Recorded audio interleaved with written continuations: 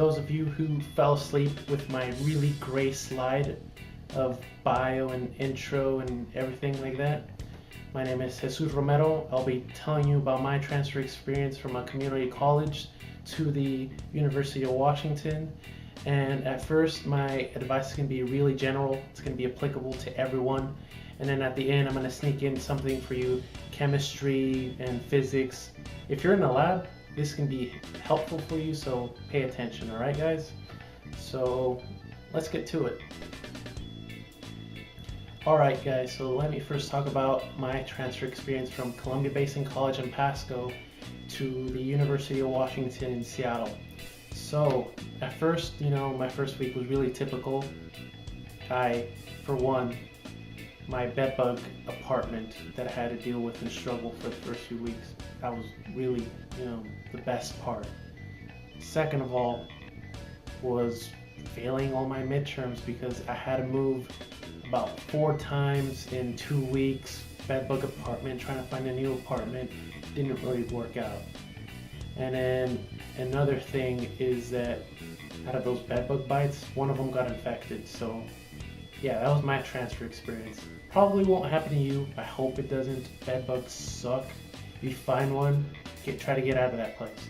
But that's not the take-home message. The take-home message is that I learned 2 valuable lessons. The first one, that you have to plan everything out. You can't just jump in there and hope to MacGyver everything and it'll turn out, just peachy keen.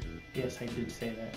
So you have to have a plan, be 4 steps ahead, and then even plan after that and be 5 steps ahead. So first thing is, whether it's a midterm, finding an apartment, applying to a scholarship, it doesn't matter. You always have to have a tax strategy, have a plan, make sure that you're convicted to that plan and that you'll follow it, and you will succeed if you do this. If you just plan everything out, it will make everything easier and you'll have backup options just in case something goes wrong. So that's the first thing I learned, is having a plan. The second thing I learned is that you are not alone. It doesn't matter how bad you mess up, how big your mistakes are. There is at least one person out there who is willing to go out of their way and help you. Whether it's a friend or a program like MESA, they'll be willing to help you. When I had my bedbug issue, my friends helped me move my stuff, and MESA went out of their way and ended up getting my roommate and I a place to stay while we were looking for a new apartment. So it doesn't matter what it is, how bad you mess up, there's someone out there, a friend, a program, a teacher, there's someone out there that will help you. So remember this, you are not alone. And those are my first few tips. Alright, so let's now talk about things that I wish I would have known when I was transferring, but no one told me about them. So right now, or maybe a couple months ago, you were applying for that university, that dream university, and you're filling out all this paperwork and all that. While you're doing that, there's a sophomore in a university, a 4-year institution, who is worried about their major. So while you're applying, or if you're going to apply in the future, don't forget about that.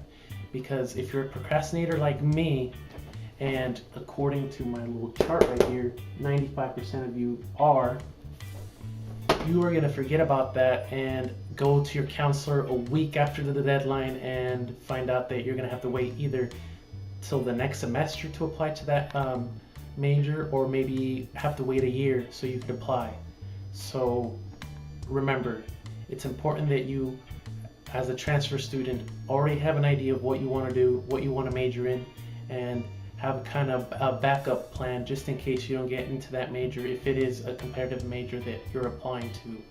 So do not procrastinate on that. Alright guys, I know what you're thinking right now. Hey Jesus, come on, you had it really rough that first quarter. Is there anything you wish you would have done differently? Do you want to hop on that DeLorean, drive 80 miles an hour, and change the past? Well, to be honest, what I would have done differently is taking advantage of the resources I had at hand, like going to office hours to meet my professor, going to the study center and taking advantage of programs like MESA. And then first of all, let me talk about those office hours. When you're going to those office hours, you're speaking to the person writing the exam. So you could, draw on a whiteboard for hours and try to figure it out. Try to use osmosis and sleep on your book, but that might not help out. But if you speak to the person writing the exam, chances are they're going to be able to give you an answer that, will help you get a better score on that exam that person's writing. So come on, think about it. Another option is speaking with people at the study center. Usually these study centers have graduate students who know a lot more about chemistry, know a lot more about physics than you will as an undergrad. So taking advantage of these people. They have been working with this stuff and are getting paid to explain this to undergrads. So take advantage of it. The third resource you should take advantage of are programs like MESA and LSAMP. They go out of the way to help their students, and they provide opportunities for you to succeed and meet other undergrads who have similar backgrounds or problems, and will help you adjust to the life at a university.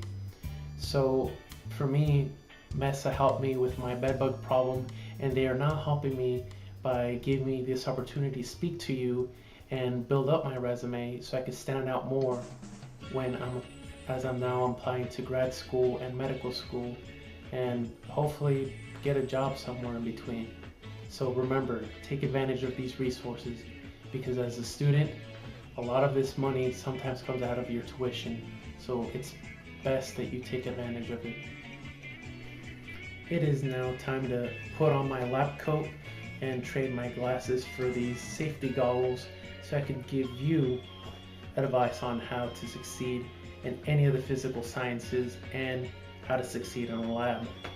So a word of warning, if you haven't taken any of the freshman courses like general chemistry, the general chemistry series, the biology series, or physics, they're really a lot different from a community college. Compared to a community college, they're for the most part poorly taught because you're stuck in the movie theater room and your teacher does not have that interaction with you. And for the most part, these classes are weed out courses because these institutions don't want every incoming undergrad to generally become a medical student or go into engineering, because they want to take the best of the best. So if you want to succeed, if you want to move on, and if you want to get the good grades, you'll go to office hours, you'll attend the study sessions, you'll make study groups, and you'll go to the study center so you can get that knowledge in time and then pace yourself. Don't just cram at the last minute. It does not work, trust me.